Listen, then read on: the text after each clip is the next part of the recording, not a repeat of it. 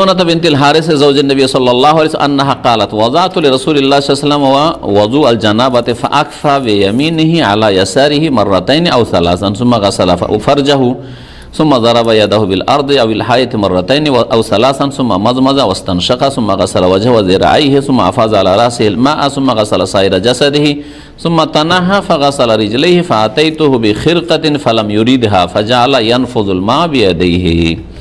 মাইমুনাহ বিনতুল হারিস ইনি রাসূলুল্লাহ আরেক বিবি।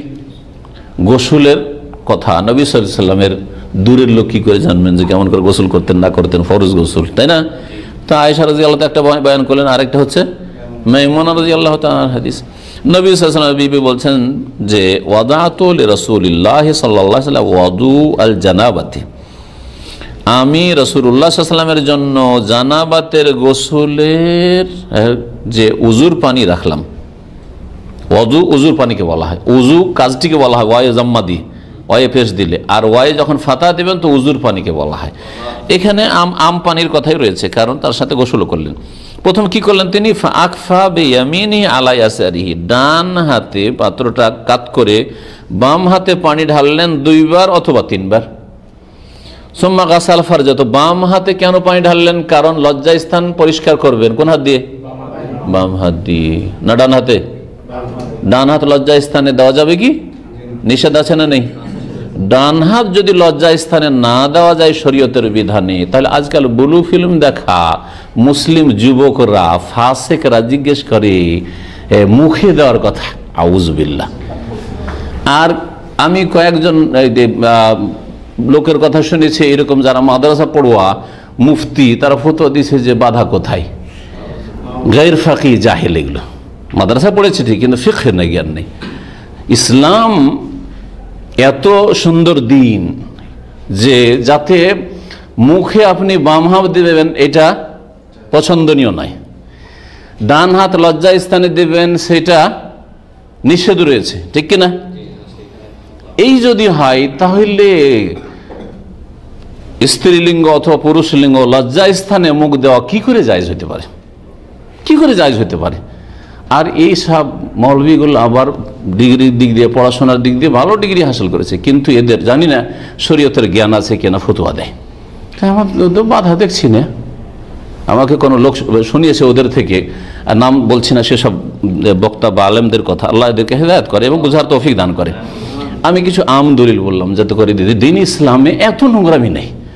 নবী সাল্লাল্লাহু আলাইহি ওয়াসাল্লামের জামানে কল্পনাও করতে পারিনি যে মুসলিম জাতি ইহুদি নাসারাদের এমন পদে পদে অনুকরণ করবে আর ওদের গর্তে ঢুকবে যে ইহুদি নাসারা কাফের মুশরিক লজ্জা স্থান চাটে, মুসলিমও চাটা শুরু করবে।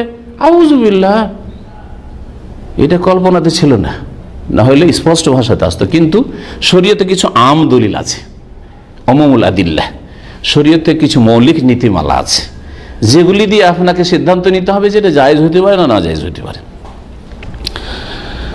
লজ্জা স্থান পরিষ্কার ধুইলেন, বাম হাতে পানি ঢেলে, তারপর লজ্জা স্থান ধুইলেন।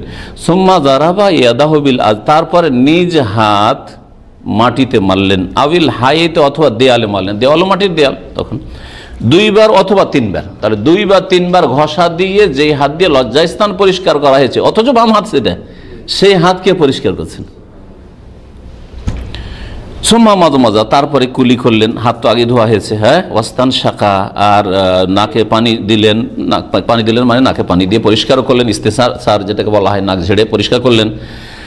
কুলি করা আর নাকে পানি দেওয়া গোসলের ক্ষেত্রেও অধিকাংশ ওলামাদের কাছে ওয়াজিব, হ্যাঁ, ফরজ গোসলের ক্ষেত্রে, কারণ মুখগহ্বর, মুখের ভিতর, নাকের ভিতর, তাতেও জানাবাত রয়েছে, সুতরাং এই ক্ষেত্রে গুরুত্ব দেওয়া উচিত।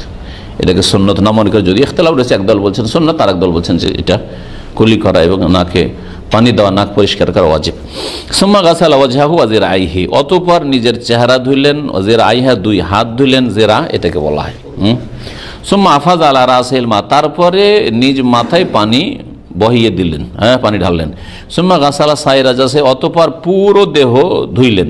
সুম্মা তানাহা, তারপরে সরে গেলেন, যেই জায়গায় গোসল করছে সেই জায়গা থেকে সরে। কেন সরে গেলেন? এখনকার মতো প্লাস্টার করা ছিল না, হ্যাঁ, বাঁধা জায়গা, কাঁচা জায়গা ছিল, পানি জমে গেছে হয়তো, সেই জায়গাতে যে পানিগুলো শরীরে পড়েছে সেই পানি জমে আছে, তারপরে ধুলো মাটি হয়তো ওই পায়ে চলে আসবে, ওখানে ধুয়ে লাভ নেই, সরে গিয়ে শুকনো জায়গায় পাটা ধুলেন, এইভাবে গোসল পুরা করলেন।